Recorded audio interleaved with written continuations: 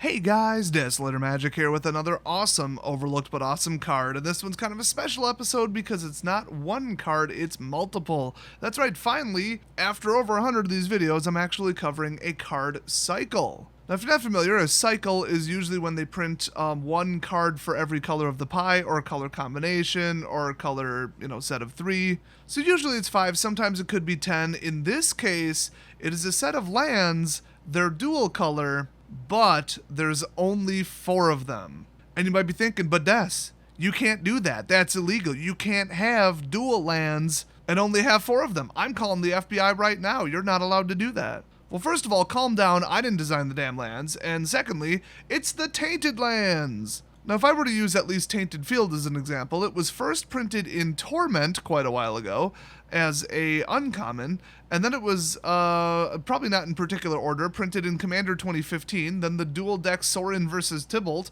and then Explorers of Ixalan, the board game. I feel like they used the term board game a little loosely. If I remember that one correctly, it was just a little add-on to a normal game of Magic, but it was pretty cool. So you've got black plus white, black plus blue, black plus red, and black plus green, which is not normally how they do it, but since you couldn't do black plus black, well, there's the 4. So if you're a black mana enthusiast, especially if you've got a multicolored but black heavy commander deck, you might want to pick one or more of these up, especially since they're not too terrifically expensive right now, but because they would be so unfair to put in like a draftable set or especially a standard constructed set, I don't think we'll be seeing these anytime soon in any form of reprint.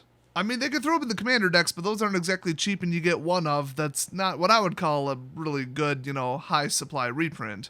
And these get even weirder from there. I mean, if you look at Tainted Peak, it was only ever printed in Torment. That's it. Despite that, somehow it's sitting at $3 right now. Now, Tainted Field, I already said, was printed 4 times. It's between like 80 cents and $1.50. But then Tainted Isle was in Plane Chase 2012, Plane Chase Anthology, obviously, and Torment, and that's it. No commander decks, no Explorers of Ixalan, nothing. And despite being printed 3 times, I guess that color combination is more popular because it's about $4 to $6, believe it or not. And then we've got the Tainted Wood, which was Commander 2015, Commander Anthology, dual deck Jace vs. Vraska, and then the original Torment. And it's sitting around $2 to $3. So to call these inconsistently and spottily reprinted would be an understatement, and it doesn't seem like the number of times they were printed has a really high effect on their actual market value.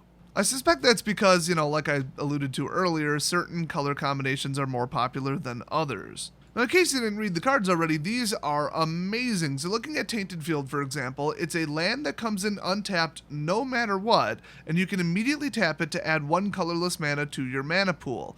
Now, you could also tap it and add 1 white or black mana if you control 1 swamp. I think that this is overall a better card than the very similar Isolated Chapel. It's a check land. It says it enters the battlefield tapped unless you control a plains or a swamp, and then it just taps for one of the 2 colors. So this taps for colorless right away, regardless, and then if you already had a swamp in play, cool, now you can get the color out of it. So it's somewhere between an Isolated Chapel and a Reflecting Pool. Reflecting Pool, by the way, $25! The last time I went to buy one, it was $8.